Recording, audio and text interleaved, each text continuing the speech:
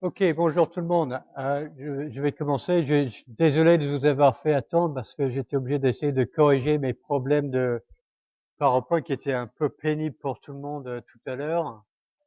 Donc, je vais essayer de vous épargner ce problème. Alors, donc aujourd'hui, notre sujet va être les origines et l'historique de la vie sur Terre. Et ce qu'on va essayer de faire, c'est de comprendre les théories actuelles portant sur l'origine des biomolécules, le monde ARN, c'est quoi et pourquoi c'était important pour le début de l'hérédité, l'origine de la cellule eucaryote.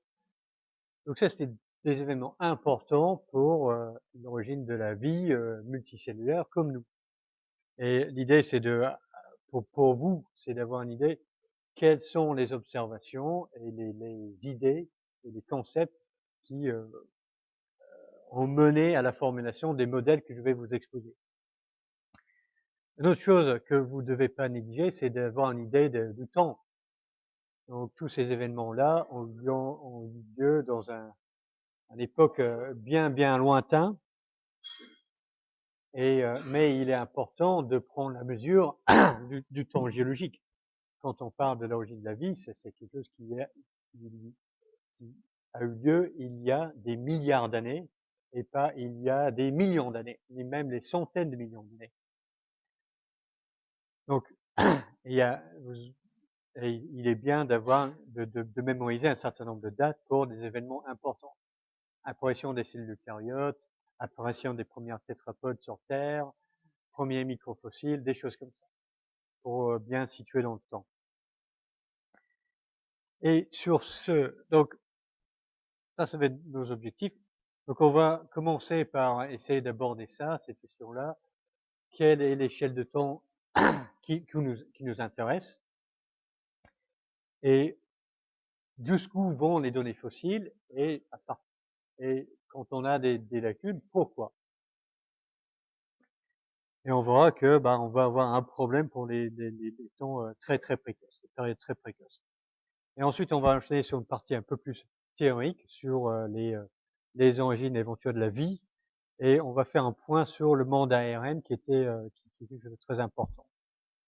Et finalement, on va essayer de euh, comprendre quelques événements importants, l'origine de la cellule eucaryote, l'origine de la multicellularité et la colonisation de l'environnement terrestre. Donc pour le temps géologique, donc ça c'est un sorte de schéma des différentes ères et périodes stratigraphiques. Et on dispose d'une archive fossile dans les différentes strates de rochers sédimentaires qui est assez bien étoffée jusqu'il y a 550 millions d'années. Et on peut voir que bon, à cette époque-là, dès les Cambriens, on a des organismes invertébrés, éventuellement des chordés, qui vivaient dans le monde aquatique avec une sorte de diversification, une progression des formes, jusqu'à ce qu'on se trouve les dinosaures ici au Crétacé et les mammifères dans le tertiaire. Un mammifère moderne, je devrais dire, qui domine dans le tertiaire. Donc on a pas mal de données qui qui couvrent cette période-là. Par contre, ça c'est juste les 500 dernières millions d'années dans l'histoire de la Terre. Et ce qui va nous intéresser, nous, ce sont des périodes très précoces entre la formation de la Terre et l'apparition de la vie multicellulaire, les premiers fossiles, il y a 600 millions d'années. Et donc, toute cette immense laps de temps de 4 milliards d'années, on va avoir relativement peu d'informations. D'autres trucs que l'on peut dire, d'une part, pour la première époque qu'on appelle la AD1, on n'a aucun rocher qui existe. Donc ça peut vous paraître bizarre que je dis que la Terre est vieux d'il y a 4,5 milliards d'années, mais le plus ancien rocher qui existe sur Terre, c'est vieux qu'il y a 4 milliards d'années. Et on peut donner cette date-là de 4,5 milliards d'années pour l'âge de la Terre, parce qu'on peut aller sur la Lune et récupérer des rochers lunaires et les dater. Parce que contrairement à la Terre, il n'y a pas d'activité volcanique sur la Lune, donc il n'y a pas le recyclage des rochers qui forment la croûte. Donc c'est comme ça qu'on sait que la Terre a été formée il y a 4,5 milliards d'années. Et GA, giga-années, milliards d'années. Alors, après le AD1, on va voir l'Archéen, qui va durer 1,5 milliard d'années à peu près. Et pendant cette période-là, l'atmosphère de la Terre sera totalement réducteur. On n'aura pas d'oxygène atmosphérique en quantité importante jusqu'au début de la protérozoïque. Donc ça, c'est la distinction archéen-protérozoïque, c'est anoxique avec oxygène atmosphérique. Une autre date importante, c'est le bombardement tardif intense. Ça marque un petit peu la fin du AD1. L'AD1, on ne sait pas si la croûte terrestre était formée et stable ou totalement instable. C'est pour ça qu'il n'y a pas de rochers qui datent de cette époque-là. Ou alors, à l'inverse, il y avait une croûte terrestre qui était stabilisée, mais en fait qui était totalement détruite par le bombardement tardif intense. Ça, c'est le bombardement par la Terre et par la Lune d'une série de très grands météorites qui a laissé de très grands cratères lunaires. C'est pour ça que l'on sait que cet événement a eu lieu. Et on le date d'il y a 4,1 jusqu'à 3,8 milliards d'années. Ça va être une date importante pour nous parce que il est très difficile d'imaginer comment la vie aurait pu former dans les conditions de la Terre ADN s'il y avait même pas de croûte terrestre et même pas d'eau liquide. Et même si la vie avait démarré, c'est difficile d'imaginer comment elle aurait pu survivre le bombardement tardif intense. Donc ça va mettre la borne vraiment inférieure pour nous. Okay, donc l'origine de la vie, ça va forcément dater euh, le plus précoce qu'on peut imaginer, c'est qu'il y a 3,8 milliards d'années à la fin du bombardement tardif intense. Et c'est aussi à cette époque-là où on a les premiers rochers sédimentaires. Plus anciens rochers sédimentaires datent d'il y a 3,85 milliards d'années sur la côte de Groenland, et c'est pour ça que l'on sait qu'on avait des océans, qu'on avait de l'eau liquide à cette époque. C'est aussi un critère absolument nécessaire pour la vie. Okay, donc 3,8, 3,85 milliards d'années, on a de l'eau et on a la côte terrestre qui est stabilisée. Une autre date, c'est l'apparition des premiers vestiges de la vie il y a 3,4 milliards d'années, premiers stromatophes. On va revenir sur ça tout à l'heure. Donc d'abord, ok, pourquoi on a si peu d'informations sur toute cette période? C'est une période de temps immense, mais la plupart de nos données fossiles datent des périodes plus récentes. Pourquoi? Parce que, comme j'ai dit, la subduction et le recyclage de la croûte terrestre font que les vieux rochers sont détruits. Donc, on a plus de jeunes rochers que de vieux rochers sur Terre, et c'est ça qui nous permet d'avoir une archive fossile. Pour ce qui nous intéresse, c'est le précambrien. Et les seuls vestiges des continents qui existaient à cette époque-là, c'est les vieux boucliers précambriens, sont indiqués ici en vert sur la carte. C'est que sur ces zones-là dans le monde. Et pour l'Archéen, le seul endroit où on a des rochers sédimentaires datant de l'Archéen, c'est à l'ouest de l'Australie, à l'est de l'Afrique du Sud et en Groenland. Et il n'y a que sur 2 de ces 3 sites où on a des rochers sédimentaires qui n'ont pas été fortement transformés par des processus géologiques subséquents. Donc c'est en Australie et en Afrique du Sud où on a des formations qui sont relativement bien préservées. Donc le résultat de tout ça, c'est que on a peu de données parce que les rochers précambriens sont rares et du coup les données fossiles précambriens sont rares. Et ça, c'est vraiment une limitation sur ce que l'on peut apprendre sur les événements précoces de l'évolution de la vie. On a peu de formations qui survivent de ces époques-là et donc peu de données. Donc néanmoins, on a quelques vestiges qui indiquent qu'il y avait de la vie cellulaire existante sur Terre il y a 3,4 milliards d'années. La première, ce sont les stromatolites. Les stromatolites ne sont pas des fossiles, ce sont des formations, c'est-à-dire fossiles, c'est une forme minéralisée d'un organisme. C'est pas le cas d'un stromatolite. Les stromatolites sont totalement minérales, mais ce sont des formations particulières avec des sortes de fines lamelles de minéraux qui sont empilées les unes sur les autres comme un tas de crêpes. Et il y a deux raisons pour penser que ces formations ont été produites par des communautés de micro-organismes. La première, c'est qu'à l'intérieur de certaines formations de stromatolites, on trouve des microfossiles. Ces fossiles, c'est vraiment une forme minéralisée d'un organisme, d'un micro-organisme. Donc on fait des couches fines de rochers, de la stromatolite, on regarde sous le microscope et on peut voir des fois des formations qui sont des fossiles de cellules bactériennes. Donc certaines stromatolites, pas les plus anciens, renferment des microfossiles indiquant la présence de bactéries. La deuxième raison pour laquelle on peut être sûr que ces formations ont été déposées par des micro-organismes, c'est qu'on a toujours des stromatolites vivantes en 2 ou 3 locations sur Terre, notamment en Australie.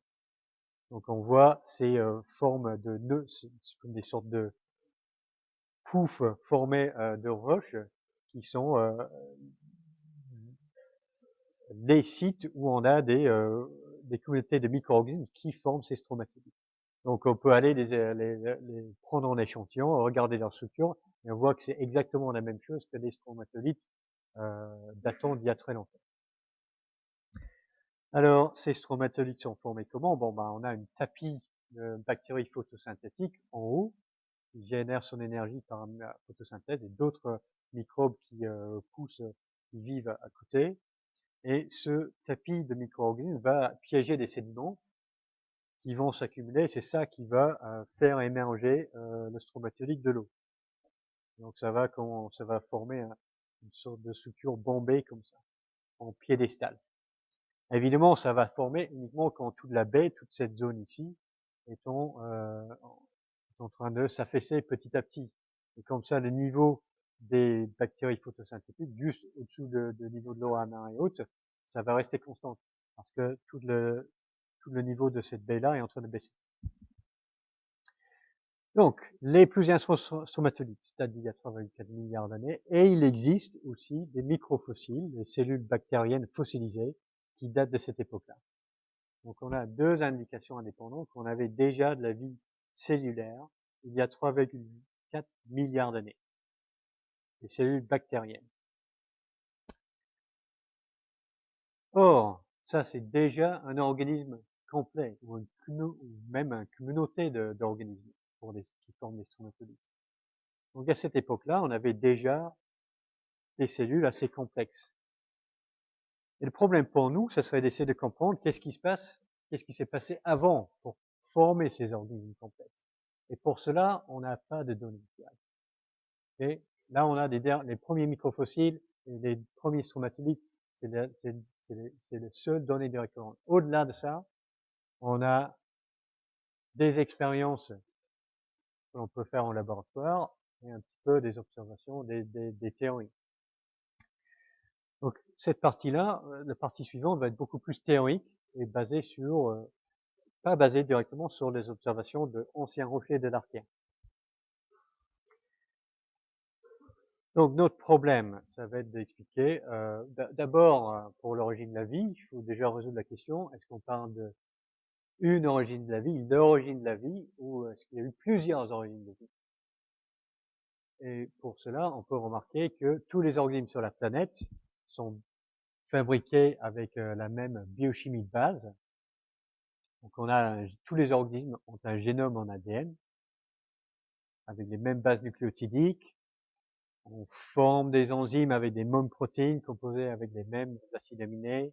On a une cellule avec une bicouche lipidique et on utilise les mêmes sucres, nous et les bactéries, pour extraire de l'énergie. Donc on a une biochimie de base semblable. La deuxième chose qui est universelle dans la vie, c'est un mécanisme de transfert d'informations biologique. Donc l'information génétique du génome est encodée en ADN, et c'est ça qui est transmis de génération en génération. Le phénotype est exprimé par les protéines. Et pour que le génotype s'exprime, il faut que l'information biologique encodée dans l'ADN soit d'abord transcrite en ARN et traduite en protéines. Ça, c'est universel.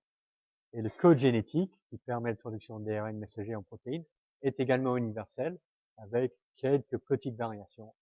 Et c'est quelque chose qui vraisemblablement a émergé une seule fois dans l'histoire de la vie. Donc ces observations vont avec sont cohérents avec une origine unique de tous les organismes sur la planète. Donc il est censé de dire qu'il y a eu une origine de la vie sur cette planète. Et donc on peut essayer de comprendre qu'est-ce que c'était le dernier ancêtre commun universel qui a donné lieu aux eucaryotes, nous, les plantes, tout le règne animal et végétal, et les prokaryotes, les eubactéries et les archébactères. Donc ça va être notre sujet pour les prochaines diapositives. Quelles étaient les étapes pour la formation de cette dernière ancêtre commun universel? Donc c'est un problème complexe et on va le diviser en sous-problèmes. Donc on va essayer de travailler sur une petite partie initiale, et ensuite on va essayer de rassembler tout ça. Donc pour la biochimie de base semblable dans tous les organismes de la planète, comme vous le savez, tout le vivant est composé majoritairement de carbone, hydrogène, oxygène et de l'azote. C'est pas un accident, ça. Les éléments sont fabriqués dans le cœur des étoiles par fusion nucléaire et par la magie obscure de la physique quantique. Les éléments qui sont produits le plus abondamment sont l'hydrogène, l'hélium, oxygène, azote, carbone, néon et le fer. Dans ce groupe-là, on a deux gaz nobles, l'hélium et le néon. Ça va réagir avec rien du tout. On va pas faire une biochimie avec ça. Le fer, très important dans tous les organismes, mais la plupart, la partie en termes de masse le plus important sur la planète, la plupart du fer est dans le corps de la planète. Il n'est donc pas disponible pour construire des organismes. Donc les organismes sont fabriqués à partir des atomes qui sont les plus abondants et les plus disponibles sur Terre.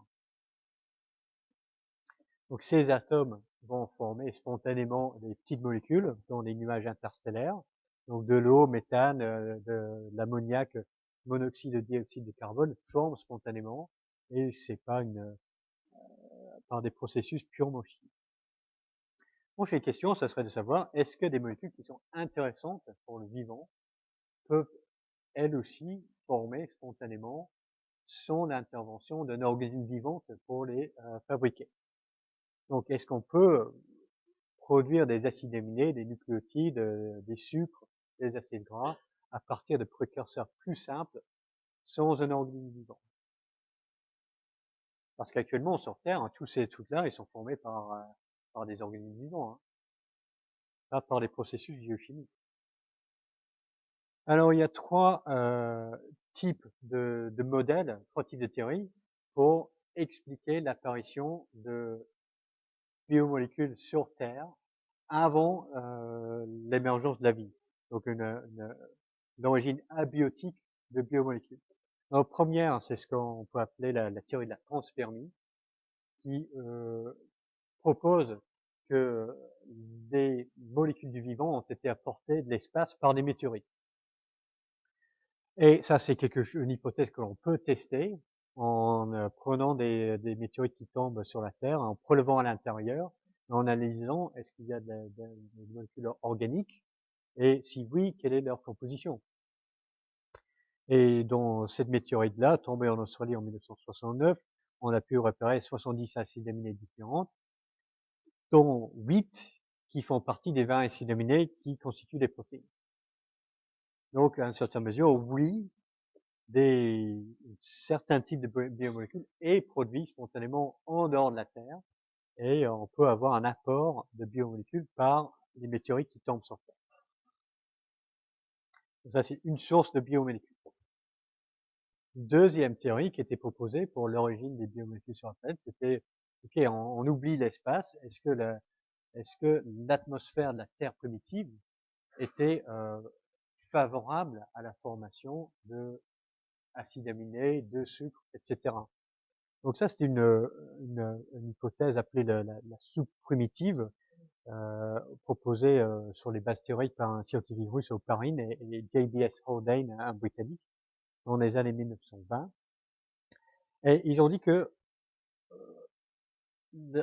peut-être les conditions de la Terre primitive, c'était pas la même chose qu'aujourd'hui, et que peut-être à cette époque-là, il y avait une formation d'acides aminés et d'autres biomolécules simples dans l'atmosphère primitive, et ces biomolécules pouvaient s'accumuler dans les océans de la Terre primitive et former une sorte de soupe à partir de laquelle des molécules plus complexes, des polymères et des premiers organismes verraient le jour. Donc ça, c'est l'hypothèse de la soupe primitive, et il a été testé expérimentalement dans un des grands manips classiques de la science du XXe siècle par Miller et Urey, parce qu'ils se sont dit, ok, on va essayer de tester cette hypothèse en faisant une sorte de une reconstitution à petite échelle de l'atmosphère de la Terre et l'atmosphère et l'océan de la Terre primitive. Donc ils ont mis dans un réchaud de l'eau, du méthane, de l'hydrogène moléculaire, de l'ammoniac. Ils ont mis ça à chauffer pour produire une atmosphère. Et puis ils ont subi cette atmosphère des décharges électriques pour simuler des éclairs qui apporteraient de l'énergie pour former des molécules. Ensuite, ils ont refroidi ça, ils ont réchauffé, ils ont laissé ça tourner pendant des jours et pendant des semaines.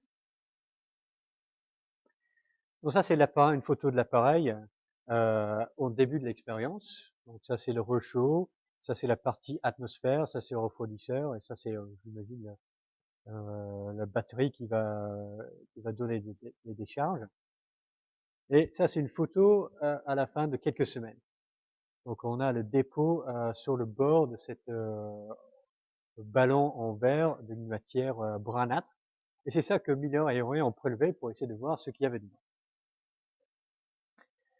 Et donc, au bout de quelques jours, ils ont vu la formation de molécules organiques simples, le formaldéhyde, l'urée et l'acide cyanhydrique. Et s'ils laissaient pendant plus longtemps, ils ont vu la formation d'acides aminés. 13 des 20 acides aminés qui sont incorporés dans les protéines. Donc ça semble un peu plus efficace que les météorites. Là, on avait 8 sur les 20. Alors d'autres chercheurs ont refait ces types de manip en essayant avec différentes compositions chimiques, et Juan Oro notamment a réussi à synthétiser de l'adénine à partir de l'acide cyanhydrique. Donc un des briques pour la formation de l'ADN, les bases nucléotidiques, peut former spontanément à partir des molécules organiques beaucoup plus simples. Et dans d'autres expériences, on peut avoir la formation du ribose à partir du formaldéhyde. Donc ces expériences ne montrent pas que c'est vraiment comme ça que ça s'est passé sur la Terre primitive. Néanmoins, ils montrent qu'il est possible de former des molécules organiques importants pour la biologie purement par des processus chimiques. Pas besoin de l'intervention de la vie pour former ces molécules très intéressantes. Néanmoins, il y a eu quelques critiques sur ces expériences. D'une part, entre les années 1950 et maintenant, les modèles pour des planétologues pour décrire l'atmosphère primitive ont évolué. Et en fait, on pense que c'était pas aussi réducteur que ce qui était mis dans la manip de minerais d'origine. Ça, c'est une limitation. L'autre limitation, c'est que dans tout ce mélange-là, on a oublié une chose. Sur la Terre primitive, il n'y avait pas de couche d'ozone. Donc, toute la surface de la Terre était baignée par les rayonnements ultraviolets. Et ces biomolécules, notamment l'adénine par exemple, va absorber dans les rayonnements UV, et ça va casser les biomolécules qui seront formées. Ça, c'est quelque chose qui n'est pas pris en compte dans ce type d'expérience. Ce qui nous mène à notre troisième source potentielle de biomolécules, parce que les gens se disent, OK, surface de la Terre, l'atmosphère, peut-être qu'il y a trop de rayonnement UV, où est-ce qu'on peut trouver un environnement réducteur, mais qui serait protégé des rayonnements UV à la surface. Et c'est c'est la raison pour laquelle on a postulé les sources hydrothermales au fond de l'océan comme une autre source potentielle de biomolécules et éventuellement de polymères menant à la vie. Là, c'est intéressant parce qu'il y a une composition chimique réducteur et on a la présence de catalyseurs potentiels, fer et nickel, qui peuvent catalyser la formation de biomolécules plus importantes. Donc il y a deux types de sources hydrothermales sous l'océan, les fumeurs noirs et les fumeurs blancs. Les fumeurs noirs ont, semble-t-il, une durée de vie courte, les fumeurs blancs durent plus longtemps. Et il y a des gens qui disent que le fumeur blanc, c'est un meilleur candidat pour une site pour l'origine de la vie, parce que la température de l'eau ici, c'est un peu moins chaud. Là, c'est plusieurs centaines de degrés, donc c'est difficile pour les protéines ou les molécules d'ARN ou d'ADN d'exister à ces températures-là. Tandis qu'ici, on est à des températures moins de 100 degrés. C'est plus conducive à la formation de polymères, de molécules organiques. Une autre chose qui est intéressante, c'est que le pH est alcalin à l'intérieur. Et ça, c'est une autre facette universelle de la biochimie de la vie. La production d'énergie métabolique en utilisant un gradient de protons, une force protomotrice. Et si on a une rocher creuse qui est alcalin à l'intérieur et un peu plus neutre à l'extérieur, ça donne une force protomotrice. Donc en fait, les rochers ici sont en fait creuses et ça donne une sorte de structure compartimentée. Et ça aussi, c'est attirant pour une site pour l'origine de la vie. Parce que si on veut de la vie cellulaire, il faut à un moment donné que les molécules qui vont interagir ensemble sont encapsidées ou enclos dans quelque chose de physique. Mais avant d'avoir inventé les lipides, comment on fabrique une cellule? Ça donne une solution à ce problème. Parce qu'on a déjà une structure compartimentée à l'intérieur de ces fumeurs blancs.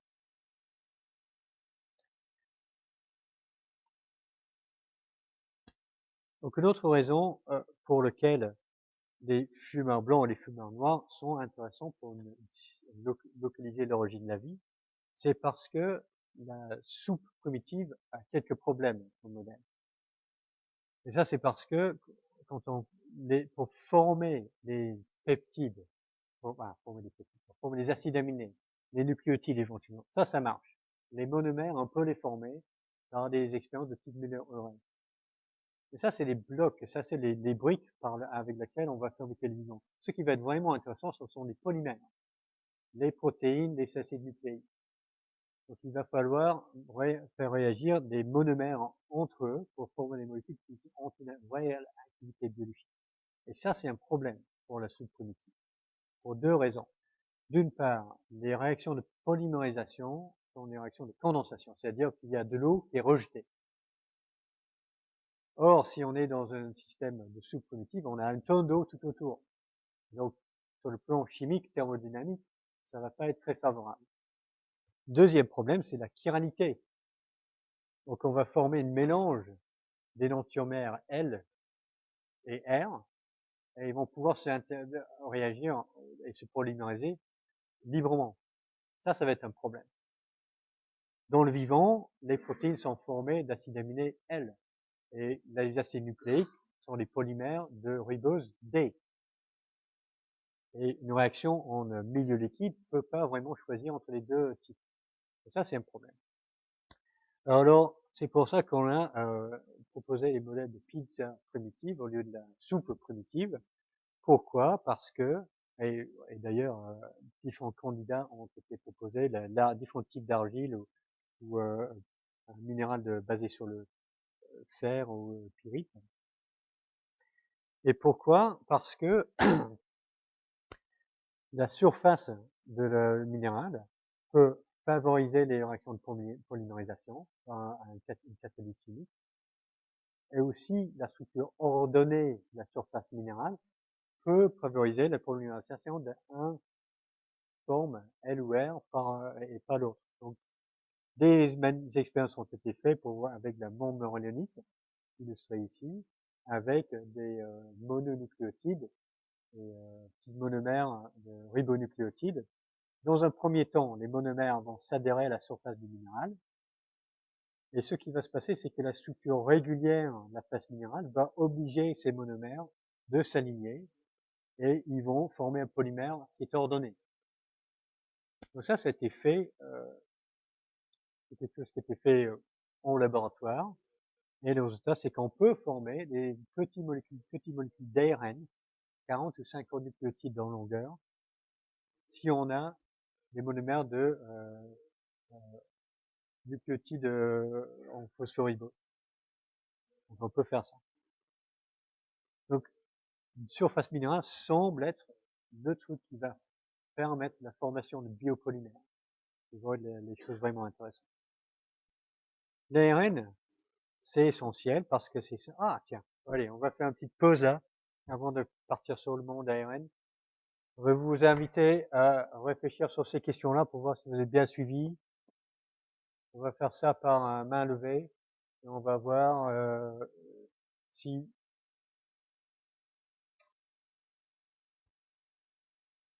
vous avez bien suivi. Donc vous réfléchissez pendant une petite minute.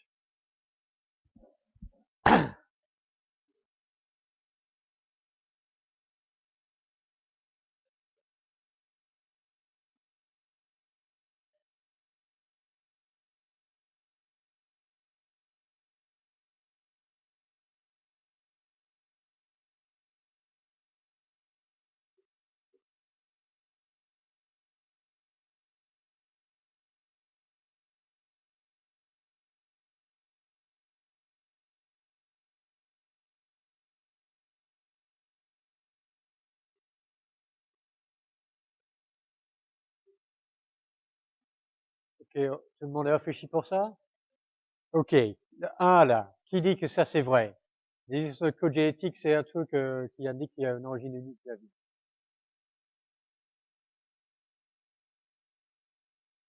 Ouais, vous avez raison, c'est correct. C'est un des arguments forts en français.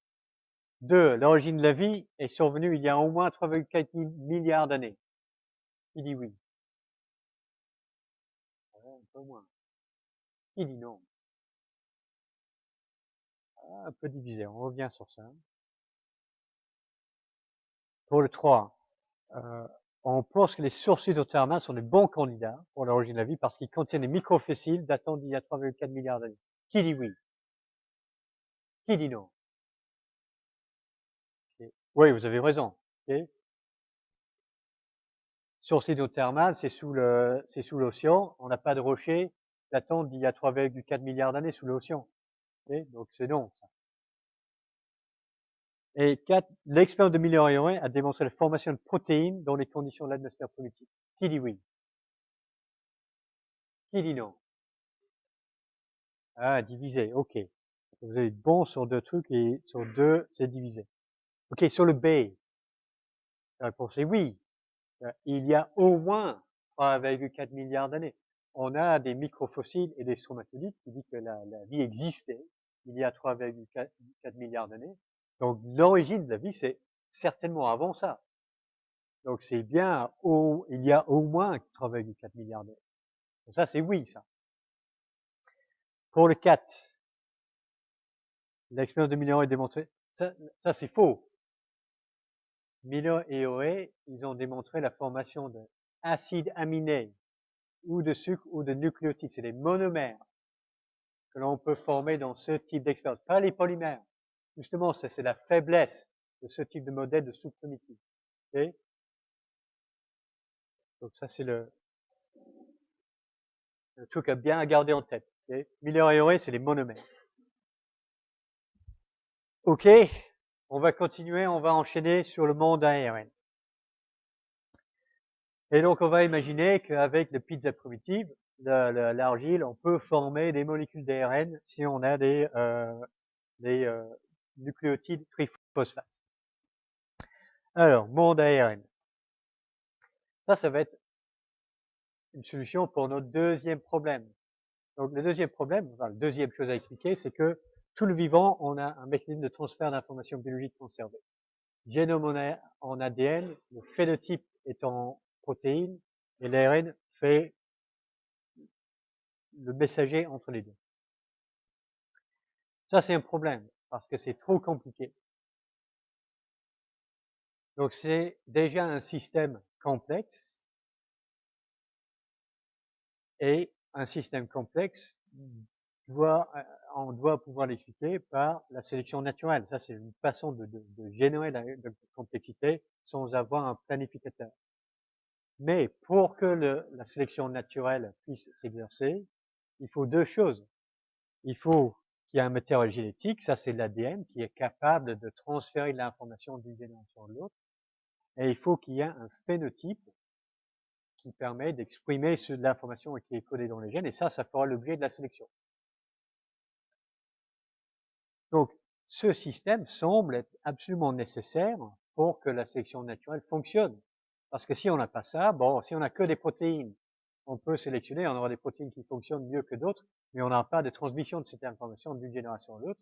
Si on n'a que de l'ADN, on va avoir la transformation de l'information, mais on n'aura aucun moyen de savoir qu'est-ce qui est l'information qui est le plus utile, ou qui est l'expression de cette information biologique. Donc ça, c'est un vrai paradoxe. Comment on peut faire évoluer ce système si ce système est nécessaire pour que la sélection naturelle fonctionne?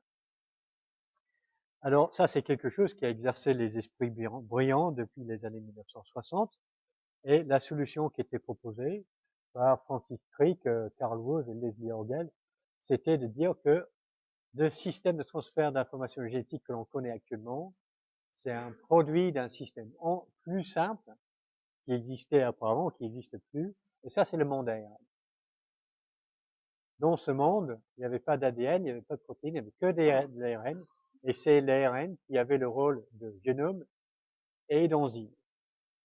Ça peut jouer un rôle de génome parce que c'est formé en base nucléotidique, donc ça peut fonctionner comme l'ADN pour coder de l'information génétique, mais pour jouer le rôle d'une enzyme, ça c'était une proposition totalement théorique à cette époque.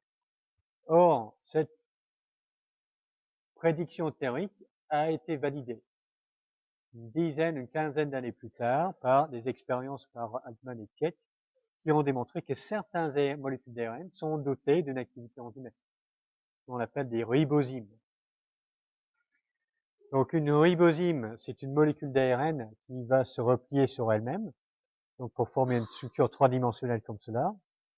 Et ce qui est proposé, c'est que certaines ribosymes allaient être dotées de la capacité de refaire une copie de notre molécule d'ARN. Et ça, c'est l'animation ici. Donc une fois que l'on a ça, une molécule d'ARN qui est capable de copier d'autres molécules d'ARN, donc on a ce qui est nécessaire pour la sélection naturelle avec une seule molécule. Donc le monde ARN, c'est ça. Donc l'ARN, c'est à la fois le génotype, qui va se recopier de génération en génération, et c'est aussi des enzymes qui vont effectuer toutes les différentes étapes de la biochimie du métabolisme.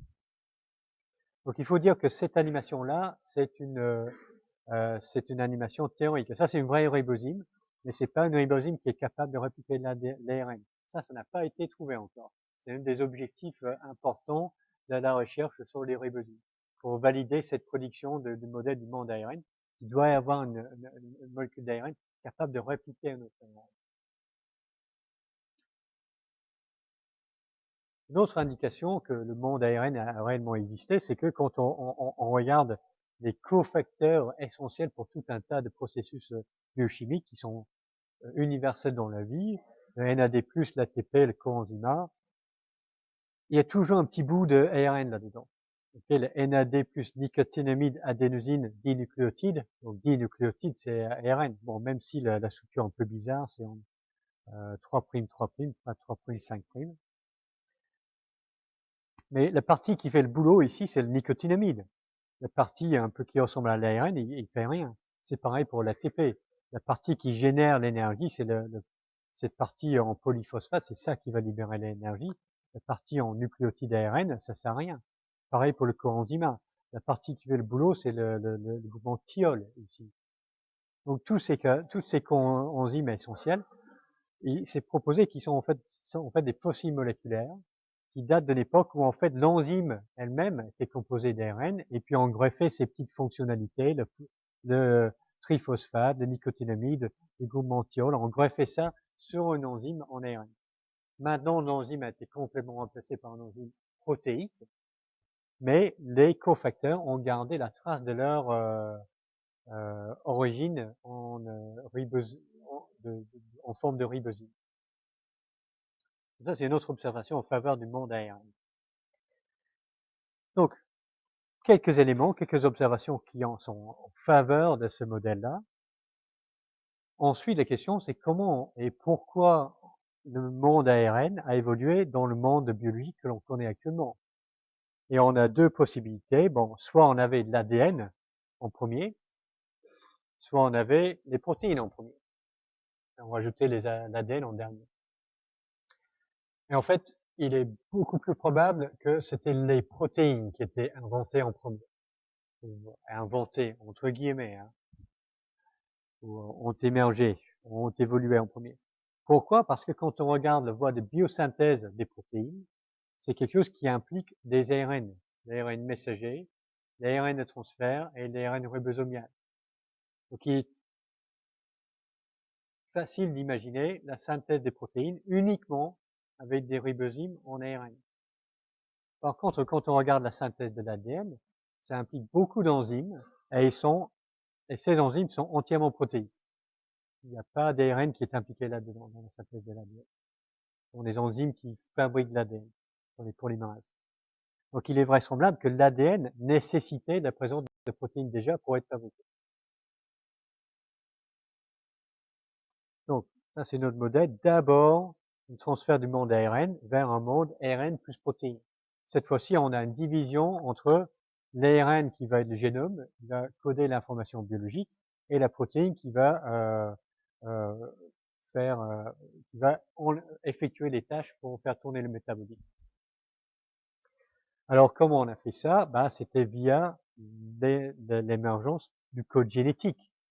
C'est le code génétique qui permet de traduire une séquence en nucléotides en une séquence protéique.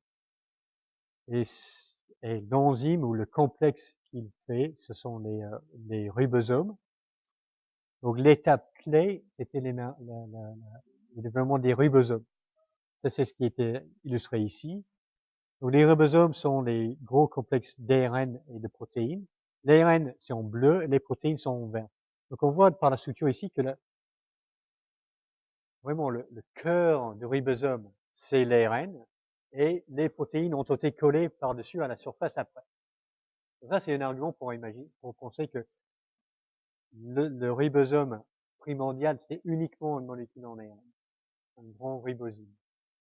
Un autre argument en faveur de cette idée-là, c'est que l'étape de catalyse, la formation du pont peptidique, est effectuée par les ARN, un ARN ribosomien, pas par les protéines. La catalyse dépend des ARN. Donc ça, c'est le comment. Pourquoi? Pourquoi inventer les protéines? On était super contents avec l'ARN, ça marchait bien. Avec l'ARN, on a 4 bases différentes, chimiquement, qui sont assez, qui se ressemblent pas mal. Dans une protéine, on a 20 chaînes latérales différentes, avec des chimies qui sont distinctes. Donc on a une plus grande palette chimique, et c'est ça qui va permettre une catalyse chimique plus efficace par les protéines. Et donc c'est ça l'avantage sélectif qui a été obtenu par des organismes qui ont commencé à fabriquer des protéines.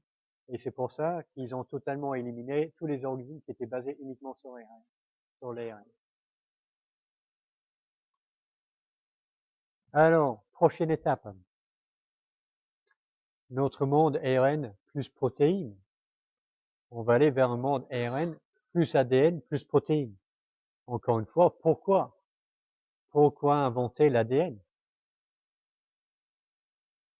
Pour comprendre ça, il faut regarder de près la structure, la biochimie de l'ARN et de l'ADN. Donc, Ça, c'est le désoxyadénosine, ça, c'est l'adénosine. Bon, ADN, le D, c'est pour désoxy, n'est-ce pas? Donc, la différence majeure entre l'ADN et l'ARN, c'est l'absence du groupement hydroxyle en 2' en position 2' de ribose. Donc, ce groupement hydroxyle est réactif et il peut provoquer la scission de panphosphodiester. Donc, pour illustrer ça, donc ça, c'est une molécule d'ADN double brin.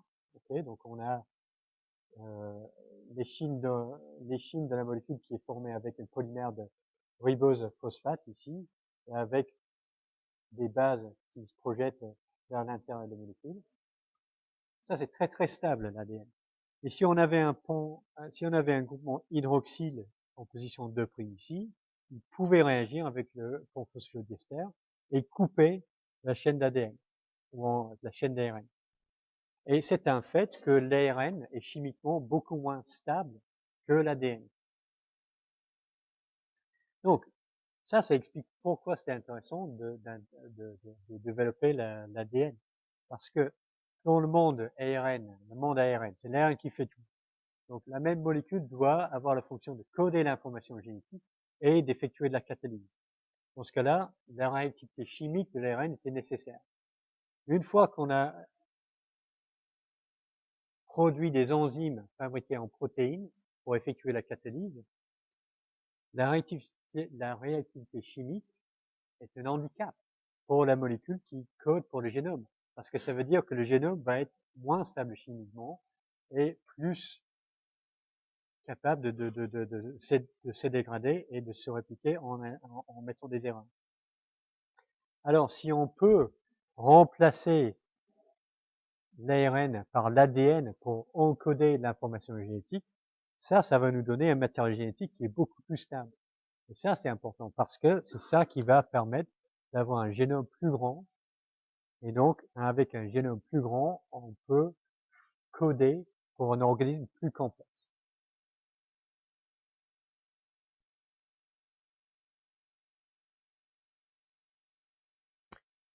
Donc, ça c'est on va finir un peu cette partie théorique par une considération de ces différentes étapes. Ok, on va faire un petit peu le résumé ici. Un modèle pour l'origine de la vie. Donc, notre borne inférieure, il y a 3,8 milliards d'années. Première étape, c'est la formation de molécules organiques simples, éventuellement chez les sources hydrothermales. On pense que ça, c'est une localisation intéressante parce que bon, on a une énergie chimique qui est disponible, une structure minérale creuse qui va nous donner un effet diaphragmatique pour favoriser la polymérisation à une structure cellulaire. Avec la polymérisation, on peut former les premiers polymères. Et le truc qui va être important, c'est l'émergence de l'ARN. L'ARN, parce qu'il y a la capacité de coder l'information génétique et effectuer une catalyse enzymatique. Quelque part, il faut englober ça dans une structure limitée. Parce que si on a les molécules d'ARN qui flottent par ici et là, on va pas faire un organisme. Donc, il faut avoir une membrane pour former les premières cellules. Donc, il y a des gens qui pensent que les premiers vrais organismes, c'était des cellules primitives avec uniquement l'ARN et une membrane en acide gras. Prochaine étape, c'est la formation des protéines par le ribosome. C'est ça qui va nous donner le monde ARN plus protéines. Et finalement, on a l'apparition de l'ADN. Donc, puisque tous les organismes existants ont de l'ADN, de l'ARN et des protéines, notre dernier ancêtre commun universel date de cette époque-là. Et finalement, on a la formation de membranes cellulaires modernes en phospholipides. Et ça, c'est quelque chose qui semble avoir eu lieu 2 fois. Donc, parce que les eubactéries la biochimie des membranes des eubactéries et archibactéries est très très différente. Donc, jusque-là, c'est quelque chose qui est arrivé une seule fois, mais ici, c'est 2 fois. Ok, pour voir si vous avez compris tout ça, on va proposer encore des questions.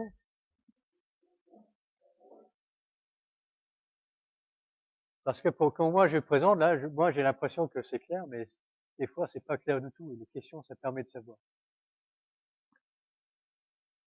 Ok, réfléchissez un petit peu pour ça, puis on va voir.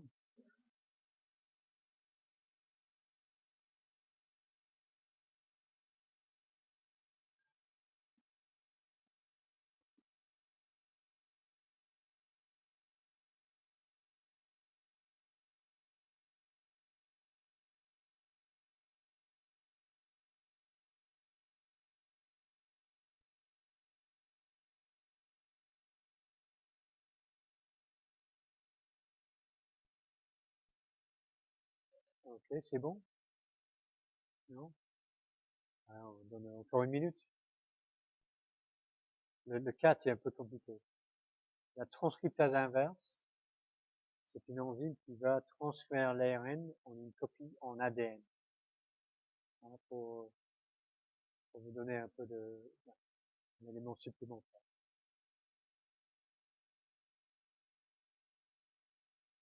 Ok, on est prêt? Ok, pour le 1 là.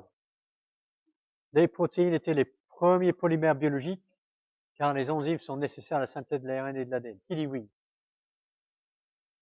Qui dit non? La majorité a raison parce que... Ah, ok. Premier polymère biologique, il y a peut-être un peu de confusion dans le terme, mais les protéines, on a besoin d'un ribosome pour les fabriquer. Donc on a besoin d'avoir de l'ARN d'abord pour avoir une protéine. Donc, la réponse est non. Pas juste une polypeptide fabriquée n'importe comment, c'est vraiment une protéine, on a besoin d'un ribosome. La réponse 1, c'est non, c'est l'ARN. Premier polymère important. 2, les protéines peuvent se répliquer grâce au ribosome. Qui dit oui? Qui dit non? Oui, vous avez raison. Non, les protéines ne se répliquent pas.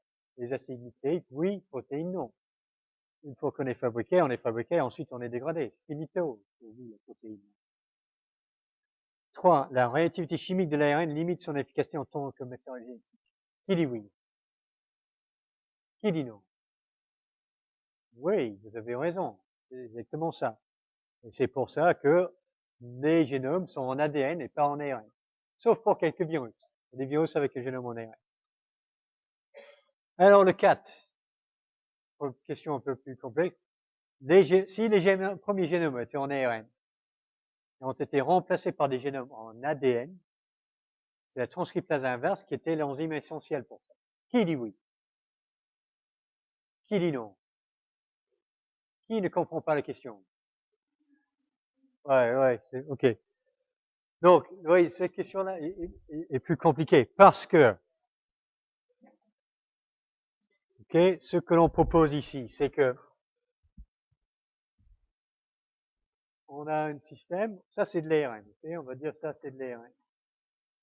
On a un système où on a un enzyme qui est capable de répliquer de l'ARN et de le recopier en ARN.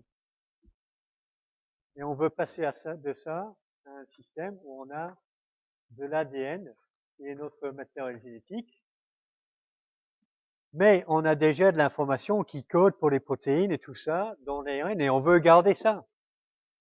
Donc, il va être absolument essentiel de recopier cette information génétique qui, à l'origine, était en ARN et de la copier en ADN via un transcriptase inverse.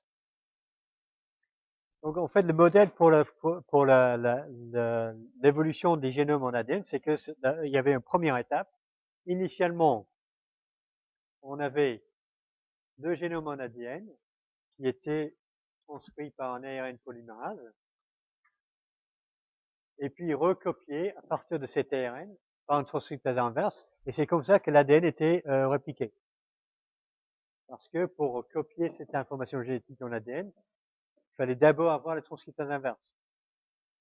Et ce n'est que dans un deuxième temps où on avait le moyen de recopier l'ADN directement. Et ça, c'est un peu le pont intermédiaire qui permet de recopier toute l'information qu'on avait en ARN sur un génome en ADN. Ok, donc on a 20 minutes, 25 minutes pour aller considérer quelques événements majeurs dans l'évolution de la vie. La cellule eucaryote, la multicellularité, la colonisation de l'environnement terrestre. Et pour tous ces 3 processus, une chose qui va être primordiale sera la disponibilité de l'oxygène moléculaire. Donc, on va ouvrir ça par une discussion de quand est-ce que l'oxygène, l'atmosphère est devenue oxygénique. Donc, l'Archéen, jusqu'il y a 2,5 milliards d'années, pas d'oxygène. Protérozoïque, il y a de l'oxygène atmosphérique. Et il y a plusieurs indicateurs biologiques qui nous disent qu'il y avait de l'oxygène, de quand date la production d'oxygène moléculaire dans l'atmosphère. Un exemple, c'est la formation de ces rochers avec en fer extrudé. On a des couches d'hématite séparées par une autre couche minéralisée. Et ça, c'est certainement indicatif de la présence d'oxygène dit moléculaire parce que en présent dans un environnement réducteur sans oxygène, le fer sera en solution et il va réagir avec le dioxygène pour former de l'hématite. Et c'est ça qui forme les couches successives d'hématite dans ce rocher. Il n'y a aucun processus géochimique qui peut produire de la dioxygène parce qu'elle est trop réactive et va réagir tout de suite avec quelque chose. Donc, la présence de ce type de formation indique que forcément on avait la photosynthèse oxygénique. Donc c'est ce type de formation en fer extrudé. On voit les premiers il y a 2,5 milliards d'années et il y a d'autres indicateurs géochimiques qui nous montrent que la photosynthèse oxygénique existait déjà il y a 2,7 milliards d'années. Avec une accumulation de l'oxygène, de dioxygène, il y a 2,2 ou 2,3 milliards d'années. Accumulation, je ne veux pas dire au niveau atmosphérique actuel. Hein. Là, on est à moins de 1% de ce que l'on a actuellement. Donc là, on est dans le 0,1% de dioxygène dans l'atmosphère. Mais déjà, il y a de la dioxygène libre quelque part dans l'atmosphère. Ça, c'est très important. Ok, donc on a du dioxygène libre ici à partir d'il y a 2,2, 2,3 milliards d'années. Pourquoi c'est important? Ça va avoir plusieurs conséquences. Formation d'une couche d'ozone. Donc avec de l'oxygène atmosphérique, il faut former de l'ozone et ça va protéger la surface de la Terre des rayonnements UV. Donc à partir de ce moment-là, les eaux peu profondes et l'environnement terrestre vont devenir habitables, pas mortels. Deuxième chose qui est intéressante, c'est que ça va permettre la formation de la membrane des cellules eucaryotes. Donc chez les eucaryotes, on n'a pas de parois cellulaires, enfin certaines oui, mais non. Chez nous, non, l'état primitif des cellules eucaryotes, c'est sans une paroi. Et la rigidité de la membrane cellulaire est apportée par le cholestérol. Tous les eucaryotes ont besoin de cholestérol. Dans la voie de biosynthèse de cholestérol, il y a de l'oxygène. Donc le dioxygène est nécessaire pour la formation de cellules eucaryotes. Ok, donc cellules eucaryotes. Donc on ne peut pas avoir l'apparition de la cellule eucaryote avant la formation de l'oxygène. Okay, avant la photosynthèse oxygénique. Donc la cellule eucaryote, comme vous le savez, c'est une cellule plus grande qu'une cellule prokaryote, plus complexe, avec de l'ADN dans un noyau et plusieurs systèmes de membranes intracellulaires et la présence d'une mitocondrie. Alors, quelles sont les données qui nous permettent de dater l'apparition des premiers organismes eucaryotes? Les microfossiles. Donc, par exemple, ici, ça ressemble beaucoup à une moisissure, ça peut-être aussi. Et on peut dire que c'est des eucaryotes, des prokaryotes par la taille. Okay, ça, c'est 60 microns, c'est beaucoup plus grande qu'une bactérie. C'est forcément des organismes eucaryotes. Donc, il existe des microfossiles, où tout le monde est d'accord qu'il s'agit des eucaryotes, il y a 1,5 milliard d'années. Là, tout le monde est d'accord. Donc ça, il y a des eucaryotes, il y a ça. Il y a 1,5 milliard d'années, certainement. À partir de là, on a des indications géochimiques. Et ça, c'est la présence de stéranes dans les rochers. Donc les stéranes, c'est quoi? Donc si je prenais, je sais pas qui, ouais, vous trois là, si je vous prenais et je vous mettais dans une sarcophage de rocher, vous mettez sous forte pression et forte température pendant des millions et des millions d'années, bah, il resterait pas grand chose de vous, hein. Mais votre cholestérol, oui, il resterait des traces de votre cholestérol. Le bon, le mauvais, je sais pas, mais tout, hein. Donc ça serait le stérane, ok? Les stéranes, c'est des vestiges chimiques, des produits de dégradation du cholestérol. Et on peut retrouver des stéranes encore dans les rochers. Donc il y a des chercheurs qui disent qu'ils ont trouvé des stéranes dans des rochers vieux d'il y a 2,7 milliards d'années.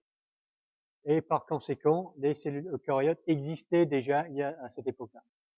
Mais il y a d'autres chercheurs qui disent non, ça c'est faux. Les stéranes qu'ils ont trouvés, en fait, se sont rentrés dans le rocher parce que c'est pas totalement imperméable, et les stéranes sont plus récentes. Donc cette observation reste encore controversée et puis ça n'a pas été validé par une équipe indépendante. Donc on est sûr pour l'apparition de la cellule eucaryote, il y a 1,5 milliard d'années, peut-être il y a un peu plus lointain. Donc ça c'est quand. Maintenant comment? Ben, il y a deux types de théories pour expliquer l'origine de la cellule eucaryote. Bon, vous savez que bon, la mitochondrie est dérivée d'une alpha-protéobactérie, mais la nature de l'autre partenaire est moins certaine. Donc la première théorie dit qu'en fait il y avait déjà une sorte de cellule proto-eucaryote qui avait un noyau, qui avait une membrane flexible, qui a phagocyté un alpha-protéobactérie, et c'est ça qui donne naissance à la cellule eucaryote. Deuxième théorie dit que non, c'est pas ça, c'est qu'on a au départ une archébactérie et une alpha-protéobactérie qui d'abord vivait en symbiose énergétique, et ensuite cette symbiose est devenue plus intime avec l'alpha-protéobactérie internalisée, et l'archébactérie va devenir le noyau de cette cellule après un événement de fusion entre deux partenaires cellulaires. Donc ça donne deux visions différentes pour la phylogénie du vivant. Parce que dans ce modèle-là, on a une cellule eucaryote qui est vraiment très archaïque et reçoit un apport d'une cellule bactérienne. Donc c'est ce modèle-là pour la phylogénie. Tandis qu'ici, pour le modèle de fusion, on a vraiment deux lignées de cellules principales, les eubactéries et les archébactéries. Et c'est la fusion entre les deux qui donne lieu à des eucaryotes. Et les eucaryotes ne sont pas vraiment une lignée à part, sauf par cet événement de fusion. Donc c'est deux visions un peu différentes de l'origine des eucaryotes. Alors il y a des arguments pour et contre les deux modèles. Donc pour le modèle proto-eucaryote, les biologistes aiment ce modèle parce qu'il donne un mécanisme vraisemblable pour l'internalisation de l'endosymbionte, et c'est cohérent avec les données phylogénétiques qui dit que la ligne eucaryote est vraiment archaïque. Ici aussi dans ce modèle proto-eucaryote, il y a une sorte de suite d'événements qui est compréhensible. Pour ce modèle-là, premier événement, c'est la part de la paroi. C'est ça qui va donner lieu à une membrane flexible. Ça va obliger cette cellule de modifier le mécanisme de ségrégation des gènes. Et ça, c'est ça qui va permettre la mitose et la formation du noyau. Et c'est la mitochondrie qui vient en dernier. Donc mais le problème avec ça, c'est que une grande cellule phagocytaire qui bouge, qui fait des trucs, sans mitochondrie, c'est difficile de voir comment il peut produire assez d'énergie métabolique pour fonctionner. Dans l'hypothèse de fusion, les observations favorables, c'est que tous les eucaryotes possèdent des mitochondries, ou les ont possédés par le passé, les ont perdus par la suite. Et c'est attirant parce que ça explique le lien entre la présence de dioxygène, le métabolisme eucaryote, énergétique, et la membrane eucaryote. Et c'est ce que j'ai noté ici. Donc, dans les cellules prokaryotes, une limitation à la taille de la cellule, c'est que on produit de l'énergie par la force protomotrice, transfert de protons à travers la membrane. Donc le rapport entre l'air de surface de la membrane et le volume de la cellule est très important. Donc si on fait une cellule plus grande, on n'a pas assez de membrane pour créer assez d'énergie métabolique pour faire tourner la cellule. Donc ça, c'est un frein à la taille de la cellule. La cellule eucaryote, on a des mitochondries internalisées, donc on a une surface de membrane intracellulaire qui permet de briser cette limitation de taille. Donc c'est pour ça que l'hypothèse de fusion est très attirante. Mais c'est difficile à réconcilier avec une distance phylogénétique entre les archées et les eucaryotes. Donc il y a des défenseurs des deux modèles, et même pour les experts, ils sont pas d'accord, donc il n'y a pas de consensus à ce jour. Néanmoins, c'est important, deux conséquences importantes. Celui que je viens de dire là, donc pour l'internalisation de la mitochondrie, a permis de construire des cellules plus grandes, plus complexes. Et la deuxième conséquence importante, c'était l'apparition de la mitose. Pendant la mitose, on a plusieurs origines de réplication de l'ADN sur le chromosome. Et ça veut dire qu'on peut avoir un génome beaucoup plus grand. Dans le chromosome bactérien, on a une seule origine de réplication. Donc tout cet ADN doit être répliqué à partir de cette origine avant que la cellule se divise. Donc si le génome est trop grand, ben, ça va ralentir les cycles de division cellulaire. Et ça va être un problème. Dans les cellules eucaryotes, on fait sauter ce verrou. Donc c'est quelque chose qui permet aux organismes eucaryotes d'avoir des génomes 1000 fois plus grands que des génomes des bactéries. Et une fois qu'on peut avoir un génome plus grand, on peut avoir un organisme plus complexe, multicellulaire. C'est ça le tout important. Pour un organisme multicellulaire, avec nous, on a quelques centaines de types distincts de cellules dans notre organisme. Chaque cellule distincte va utiliser différents gènes pour assurer ses fonctions. Donc pour ça, on a besoin d'un grand génome. Et les bactéries ne peuvent pas faire ça, parce qu'ils ont cette limitation de taille de leur génome. Quelques bactéries peuvent former deux types cellulaires, mais ça ne va pas au-delà de ça. Donc, la conséquence pour l'origine de la cellule eucaryote, c'est l'origine de la multicellularité. Ce qui va nous mener à notre dernière partie, là, origine de la vie multicellulaire, et on va être obligé de laisser à côté la colonisation de l'environnement terrestre. Okay. Ça, je pense que je vais mettre sur un clip vidéo, un screencast. Je vais vous demander de regarder ça pendant la semaine et on va poser des questions par-dessus au début du cours prochain. Okay. Donc, je ne vais pas finir les dernières diapositives. On va juste faire la multicellularité. D'accord? Oui, monsieur, on est d'accord. Bon, c'est bien d'avoir votre approval. Ok, classiquement, c'est-à-dire il y a une centaine d'années ou il y a 150 ans, on disait que les premiers fossiles qu'on trouvait, c'était datés du Cambrien, et c'était ça l'origine des organismes multicellulaires. C'est pas tout à fait vrai. On trouve les premiers organismes multicellulaires, les premiers animaux, dans la faune des Diacara, en commençant il y a 600 millions d'années à peu près. Donc cette faune se diversifie, ensuite il disparaît, et il est remplacé par la faune du Cambrien. Alors une chose qui a besoin d'une explication ici, c'est que on a dit que la cellule eucaryote était essentielle pour la multicellularité. On avait tout, on avait la cellule eucaryote, on a tout ce qu'il faut pour un organisme multicellulaire. Il a fallu encore 1 milliard d'années, au minimum, avant de voir les premiers macrofossiles, les premiers organismes, les premiers animaux macroscopiques. Pourquoi il a fallu autant de temps? Ben, c'est peut-être les niveaux d'oxygène atmosphérique, parce que on commence à avoir des niveaux d'oxygène atmosphérique qui approchent au niveau actuel que à la fin de ces glaciations, les glaciations de Varanger. Donc il y a 600 millions d'années, et à partir de là, on commence à avoir des niveaux d'oxygène atmosphérique un peu plus élevés. Et c'est peut-être ça qui a permis l'émergence d'organismes, d'animaux multicellulaires. Ok, flore et Diacara. Donc qu'est-ce qu'on a ici? On a des fossiles divers vers la fin de cette période-là. Ici, quelques exemples. Ce sont des animaux simples, très petits. Okay, ça c'est 1 centimètre. On a plusieurs centimètres de longueur, de largeur ici. Certains spécialistes devinent des affinités avec des groupes d'organismes qu'on voit actuellement.